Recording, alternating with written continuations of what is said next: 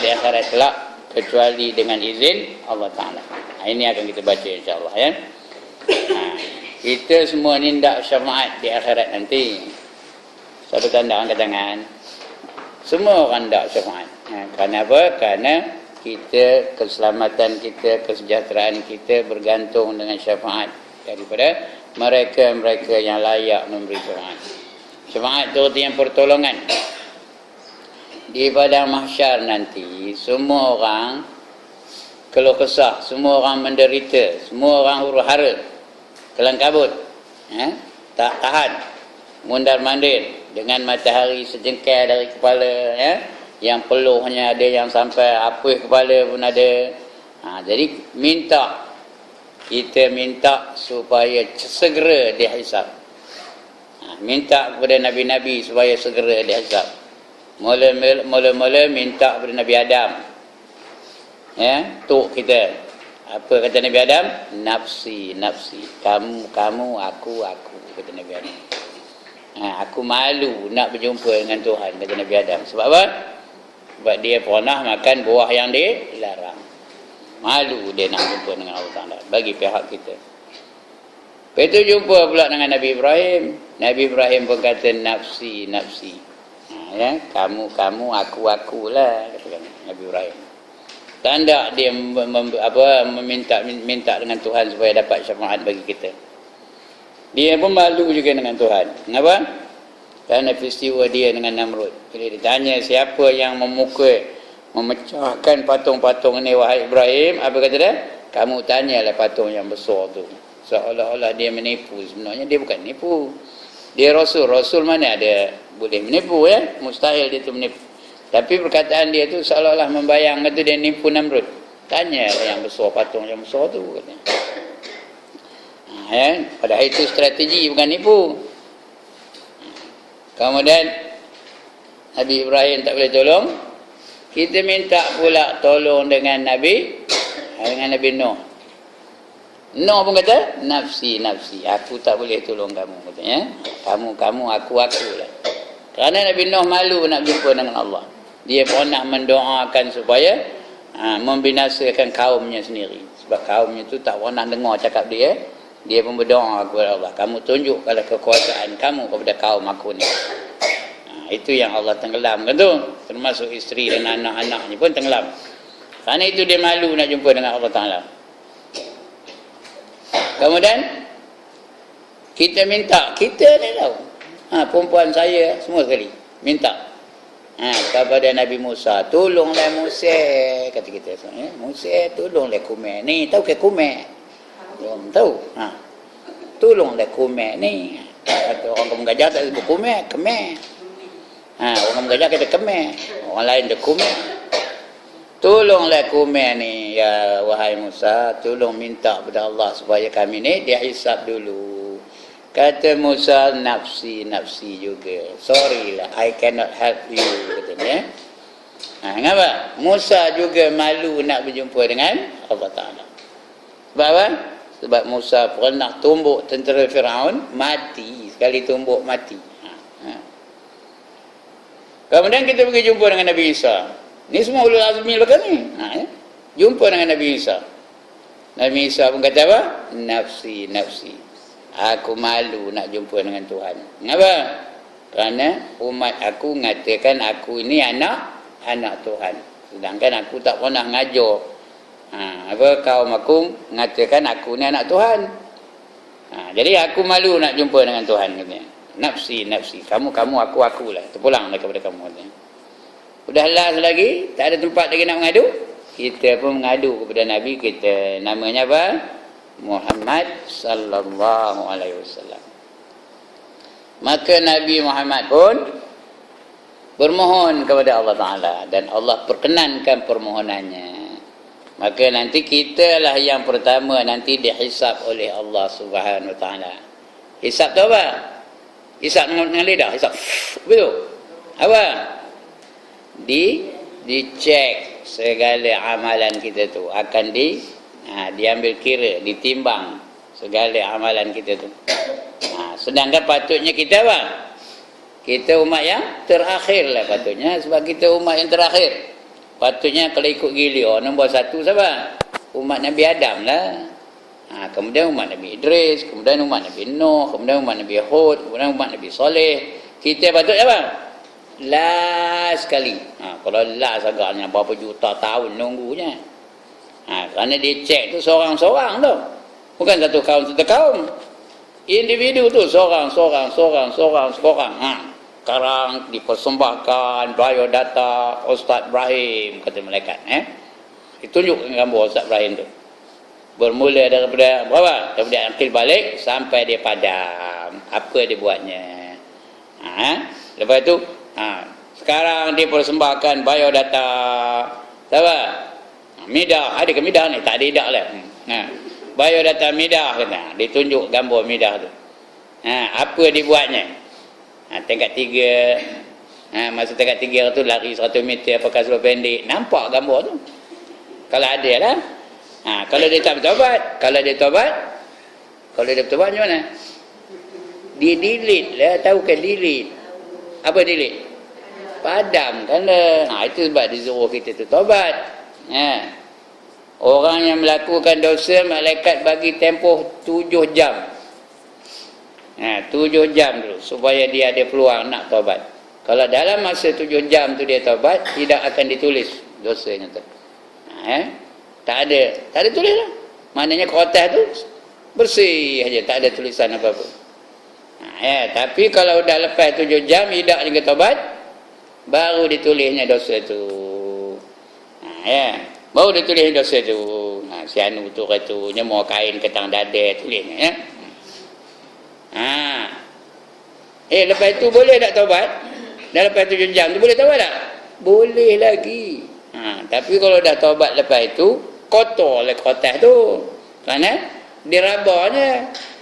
Malaikat tu meraba tu raba. Tulisan tu dah ada, cuma di apa je lah, dipadam tulisan tu. Nampaklah lagi tekas-tekasnya. Kalau sebelum 7 jam tadi, tulis pun tidak.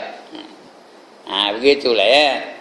Jadi umat Muhammad ni lah yang pertama dihisab oleh Allah Ta'ala. Everything will be accounted for. Tahu? Apa saja semua akan dicek satu persatu. Summa latus'alunna yauma idzin 'anin na'im, kata Allah.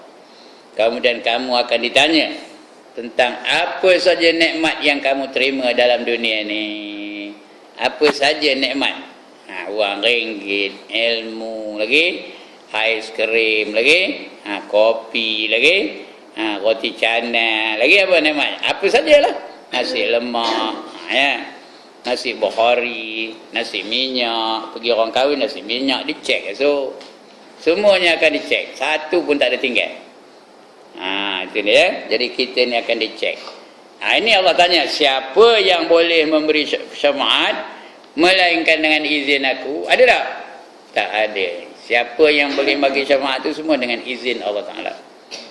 Yang pertama yang diizinkan Allah Ta'ala memberi syafaat ialah Nabi-Nabi. Pertama Nabi-Nabi. Nabi Muhammad dan juga Nabi-Nabi selain Nabi Muhammad pun diizinkan juga untuk memberi syafaat. Lepas daripada Nabi-Nabi, ulama pun Allah izinkan untuk memberi syafaat.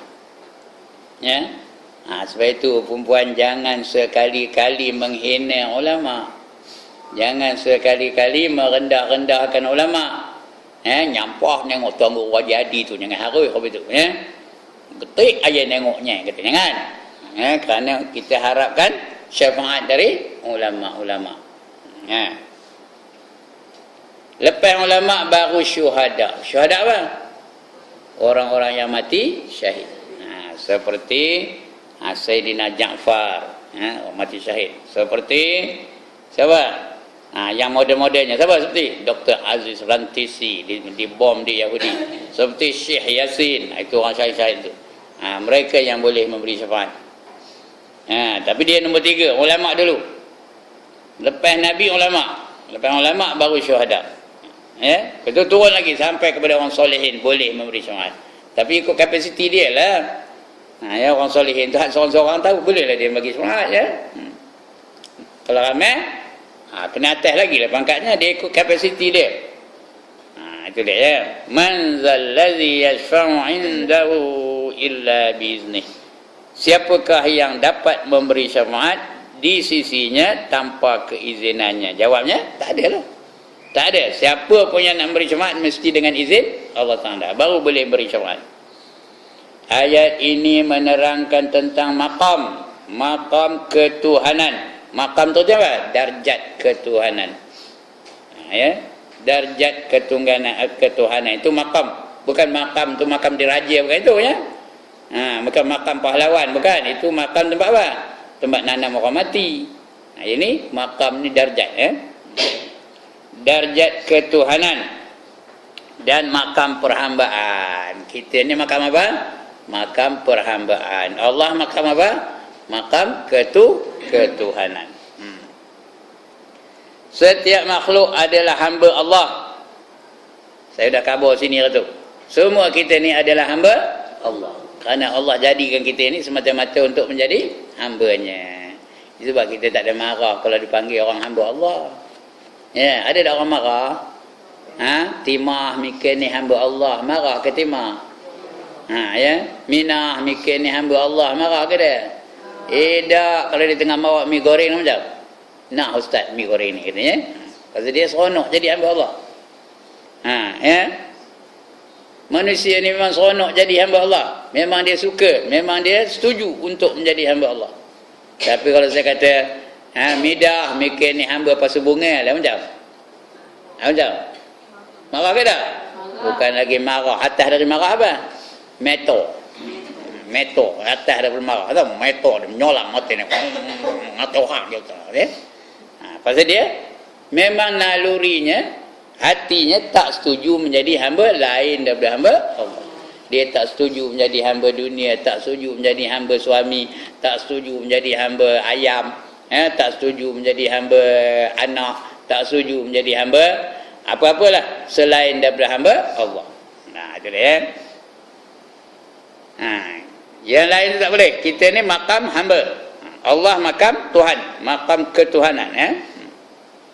Setiap makhluk adalah hamba Allah. Tak kira lah siapa dia.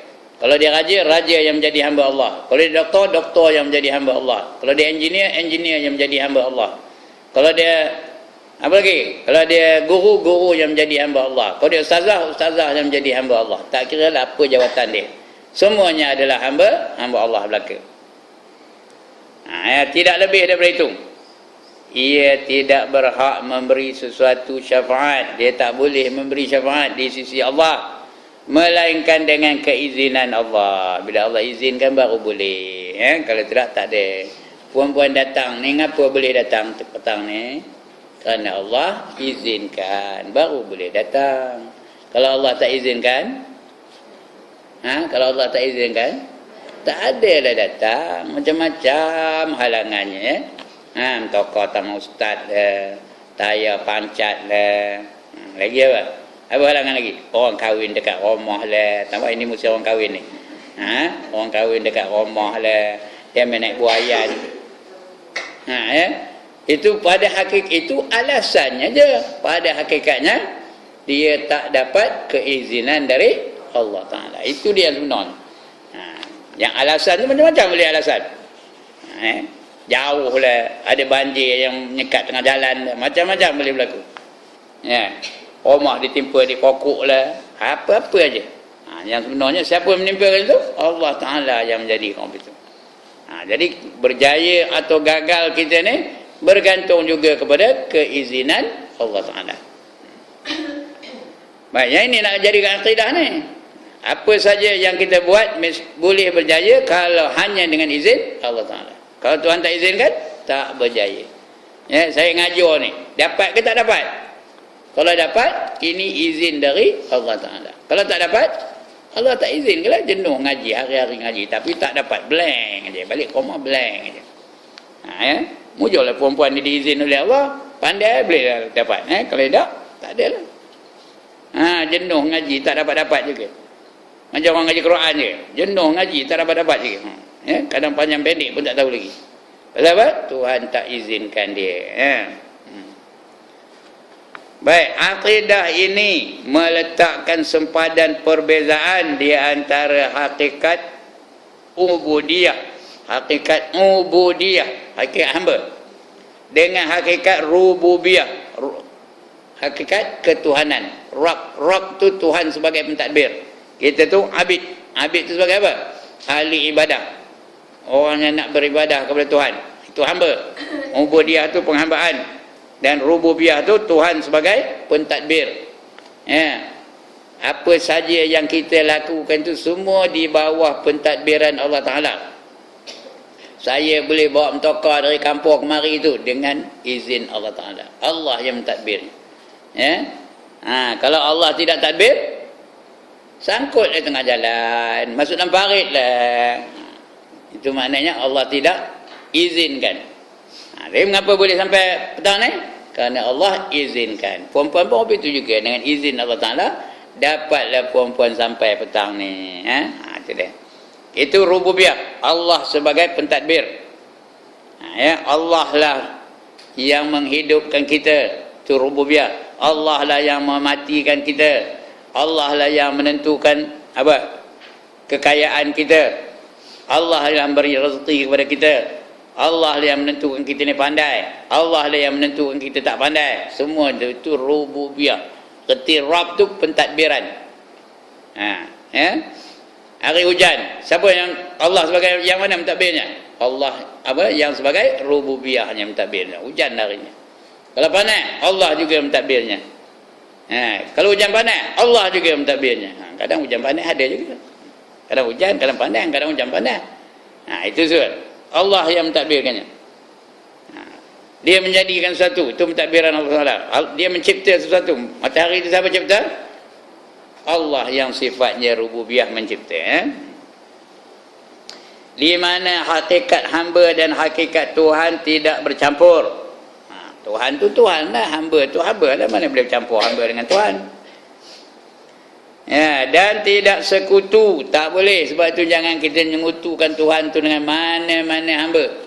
Tak boleh kita katakan Tuhan tu rupa lembu, tak boleh. Tuhan tu rupa matahari, tak boleh. Tuhan tu rupa pokok besar, tak boleh. Kerana Tuhan tu tak ada rupa siapa-siapa pun.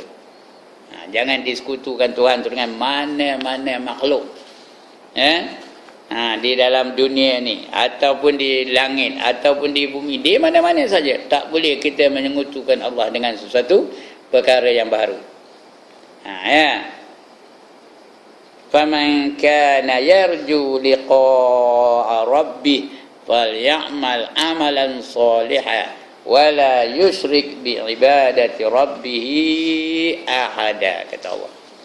Barang siapa berharap nak berjumpa dengan Tuhannya di syurga, nak tengok Tuhan di syurga aja, ya.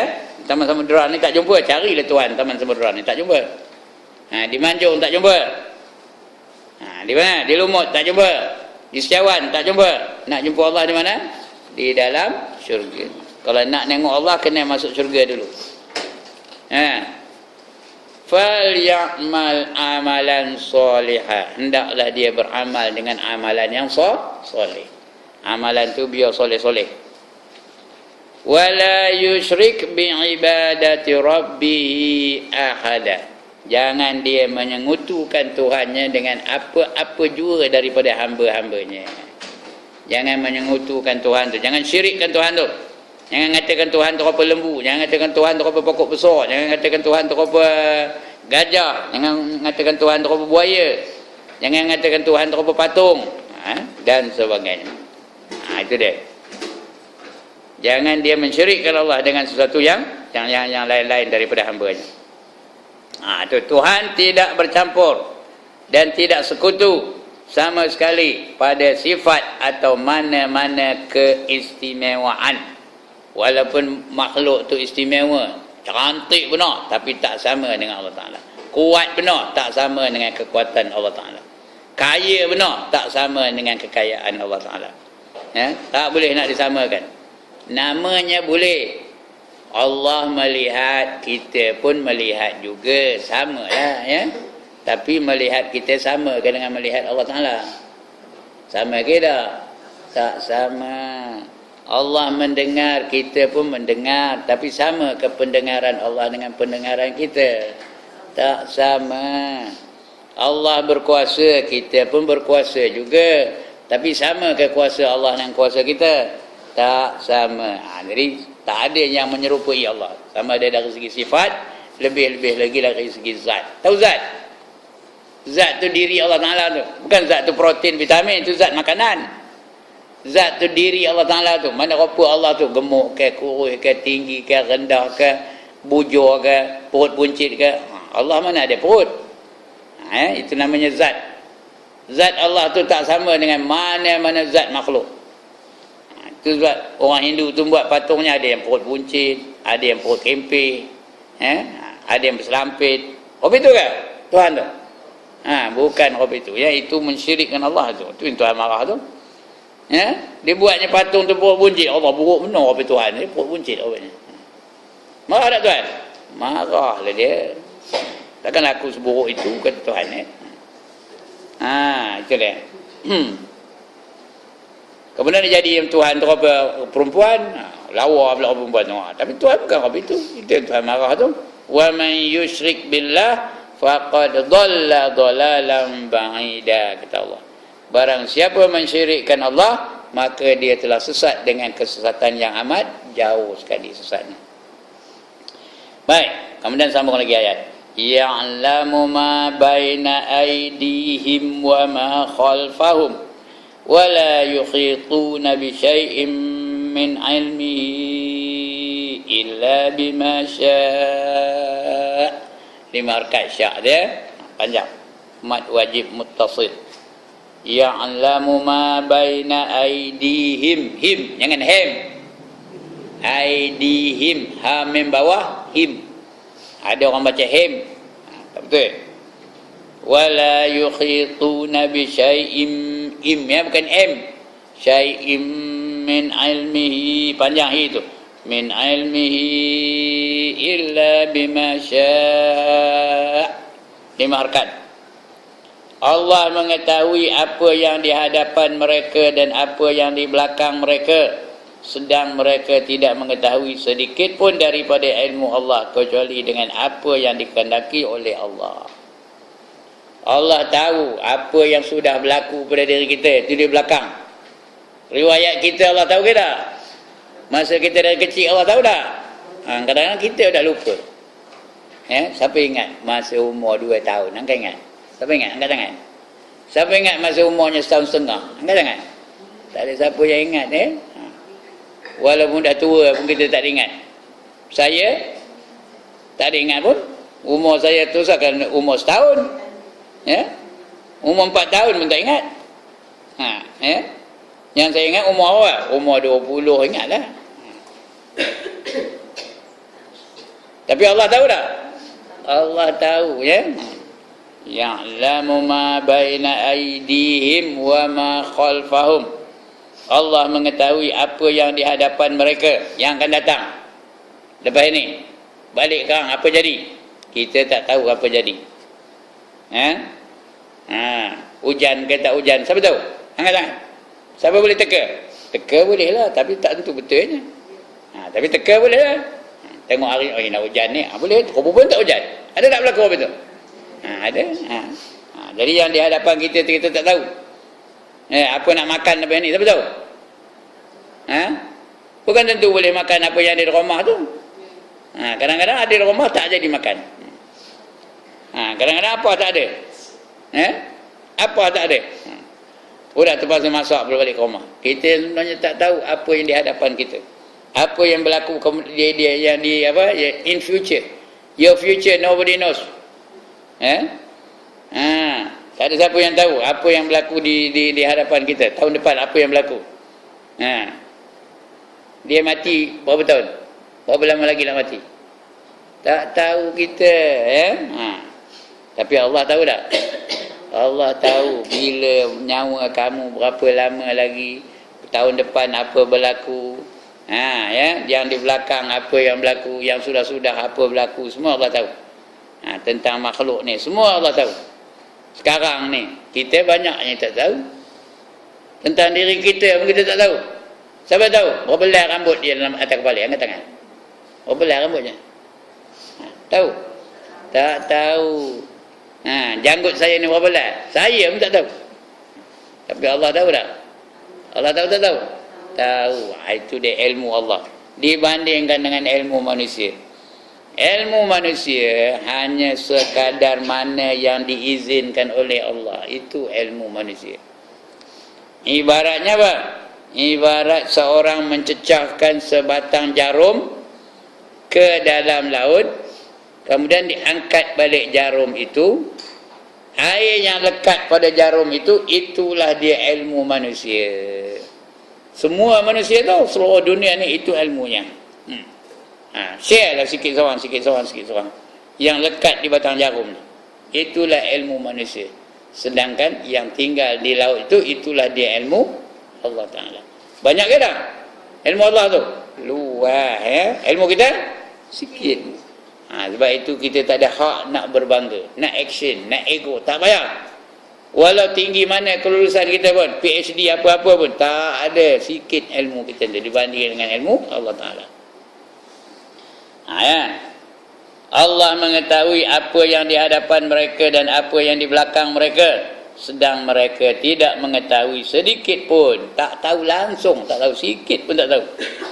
Ya. Daripada ilmu Allah, lebih-lebih yang ada pada Allah lagi kita tak tahu. Dan Allah dah sebut dalam Quran, wa ma utitum minal ilmi illa qalila, kata Allah ya. Dan tidak aku putuskan kamu, aku tidak berikan kamu ilmu, melainkan hanya sedikit aja. Itu sedikit yang ada tu, ilmu yang ada kita tu. Tak payahlah nepuk dada bangga, aku ni university graduate, tak payah. Bukan terror benar university graduate pun. Tak mahu ada yang menyolang mata no. Dia memang rendah-rendahkan I. Dia tak tahu I graduate of University Melaya, you know. Lantak universiti mana pun.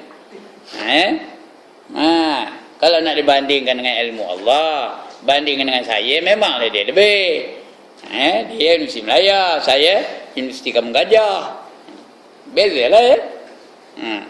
Tahu ada Universiti Kampung Gajah ke? Ada ke Universiti Kampung Gajah? Mana ada. Jadi itu beza. Tak payah act lah. Tambah kalau dia balik Amerika, you know I'm a graduate of University of Harvard, you know. Tahu Harvard? Dah tak tahu? Yang mengeluarkan lawyer-lawyer terkenal tu Harvard lah, Harvard University tu. Tak payahlah. Kerana kalau nak dibandingkan ilmu Allah, ilmu dia tu hanya sikit benar, sekumin aja ya. Nak dibandingkan dengan ilmu Allah Ta'ala. Baik. Ayat ini mengisbatkan. Apa kata mengisbatkan? Isbat apa? Menetapkan ya, mengisbatkan, tetap, sabit. Sabit. Dalam kataan lainnya sabit. Yang disabitkan itu mengisbatkan, mensabitkan. Artinya apa? Menetapkan. Menetapkan bahawa ilmu Allah meliputi masa. Dia tidak terhad kepada masa, meliputi masa. Tempat di mana-mana pun Allah tahu. Kita banyak tak tahu. Siapa tahu keadaan alam di Australia? Di padang pasir Australia, mana rupa alamnya? Tak tahu, teka-teka boleh lah. Tapi hakikat tak tahu. Tak usahlah, dalam Malaysia pun tak tahu. Siapa tahu hakikat keadaan di Sungai Derayan? Siapa tahu? Di Malaysia ni siapa tahu? Tengah tak pernah pergi Sungai Derayan. Mana Sungai Derayan? Tak tahu mana. Di mana Sungai Derayan? Tak tahu. Itulah. Jadi itulah ilmu kita nak dibanding dengan ilmu Allah Ta'ala. Jadi itu mengisbatkan, menetapkan bahawa ilmu Allah meliputi masa, tempat dan segala sesuatu. Apa saja semua Allah tahu. Benda yang tak ada pun Allah tahu. Allah tahu yang wajib, Allah tahu yang mustahil, Allah tahu yang harus. Yang wajib apa? Seperti zat Allah. Dia tahu mana rupa dia. Kita tak tahu gemuk ke, kurus ke, kuning ke, hijau ke, hitam ke, kita tak tahu. Tapi Allah tahu mana rupa dia. Zat dia tu dia tahu. Kemudian sifat dia kita tak tahu. Yang tahu kita tahu sifat Allah tu sempurna, itu aja. Tapi Allah dia tahu dengan detail sifat-sifatnya ya. Begitu juga perbuatannya. Allah tahu perbuatannya. Af'al dia. Macam mana nak buat ini, semua Allah tahu. Kalau dia tak ada, dia buatnya. Ya. Tapi kita tak tahu. Yang kita tahu Allah itu sempurna. Itu je dah. Macam mana sempurnanya kita tak tahu. Itu mengisbatkan bahawa ilmu Allah meliputi masa, tempat dan segala sesuatu. Juga menerangkan kelemahan makhluk. Kita ni lemah. Ya. Manusia ni lemah. Ya. Banyak benda kelemahan kita ni. Kita perlukan Allah untuk menjadikan kita perlukan Allah untuk melihat, kita perlukan Allah untuk mendengar, kita perlukan Allah untuk mamam, kita perlukan Allah untuk mencari ilmu pengetahuan. Semuanya kita perlukan Allah. Kita perlukan Allah untuk membawa kenderaan, kita perlukan Allah untuk udara, kita perlukan Allah untuk apa sajalah, semua hendakkan Allah. Itu lemahnya kita ni. Kelemahan saja. Yang meliputi tempat dan segala sesuatu, juga menerangkan kelemahan makhluk serta kekurangan ilmu mereka. Makhluk ni semua dalam kekurangan dan semuanya memerlukan Allah. Ilmu kita ni terhad kepada perkara-perkara yang sikit aja, tak banyak ilmu kita ni, sikit no. Iaitu sekadar apa yang diberi oleh Allah saja. Lagi tua, lagi lupa, lagi tua, lagi lupa, lagi tua, lagi lupa. Itu ilmu kita. Dah tua benar rupa saya nak esok, lagi banyak lupa.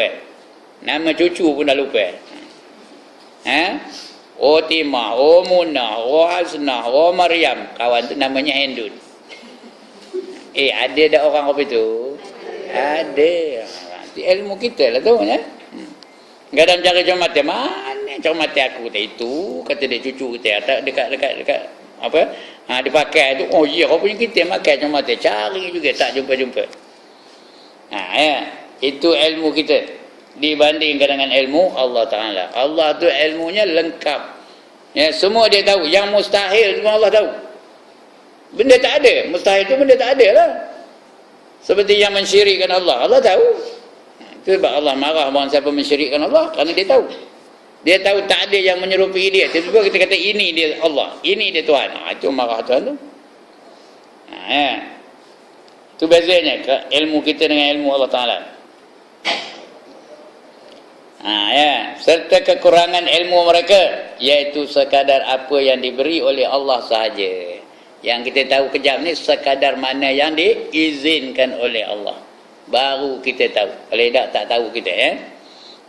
Kalau yang simple-simple pun tak tahu. Kadang-kadang 1 campur 2 kali 3 pun tak tahu jawabnya. Dah ada saya khabar sini tu. 1 campur 2 kali 3 berapa? Mudah tak jawab. Tak tahu itu. 1 campur 2 kali 3 berapa? 6. Ya ke?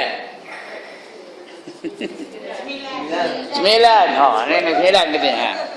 1 campur 2 kali 3 9 katanya. Ya ke 9? Sekali lagi. Ya ke 9? Ya. Ya Allah, komen. Ini cikgu matematik dulu tahu. Bila dalam satu soalan ada darab dan campur, buat mana dulu? Ya Allah, ini betul-betul ada ni. Dalam satu soalan tu ada darab, ada campur. Buat mana dulu? Buat yang darab dulu. Itu undang-undang matematik tu. Itu mesti tu. Kita tahu buat yang darab dulu. 1 campur 2 kali 3. Mana dulu? Yang darab dulu. Apa darab apa? 2 kali 3 berapa? 2 kali 3 berapa? One more time. 2 kali 3 berapa? 6. Campur 1 berapa? 7. Berapa jawabnya? Mana datang 9?